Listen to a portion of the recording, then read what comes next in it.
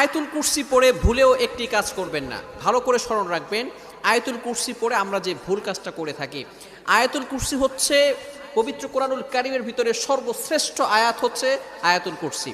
সূরার ভিতরে সর্বশ্রেষ্ঠ সূরা হচ্ছে সূরা ফাতিহা, সূরা ইয়াসিন, সূরা বাকারা, তবে আয়াতের ভিতরে সর্বশ্রেষ্ঠ আয়াত হচ্ছে আয়াতুল কুরসি। 3 নম্বর পারার 1 নম্বর পৃষ্ঠা সূরা বাকারার 255 নম্বর আয়াত। এই আয়াতটি এতটা ফজিলতপূর্ণ আয়াত, আল্লাহু লা ইলাহা ইল্লাহু আল হাইয়ুল কাইয়্যুম। এই আয়াতের ভিতরে আল্লাহ তাআলার 2টি চমৎকার নাম আছে। এই নামকে বলা হয় ইসমে আজম, আল হাইয়ুল কাইয়্যুম। আল হাইয়ুল কাইয়্যুম যদি কারো দোয়া কবুল না হয়, আপনি যদি ইয়া হাইয়ু ইয়া কাইয়্যুম আল্লাহ তাআলার এই 2টি নাম চমৎকার ইসমে আজম 2টি নাম পড়ে 3 বার পড়ে যদি আপনি দোয়া করেন, আল্লাহ তাআলা আপনার দোয়া কবুল করে নেবেন। যেহেতু এই আয়াতের ভিতরে আল্লাহ তাআলা 2টি ইসমে আজম নাম রয়েছে, এই নামের কারণে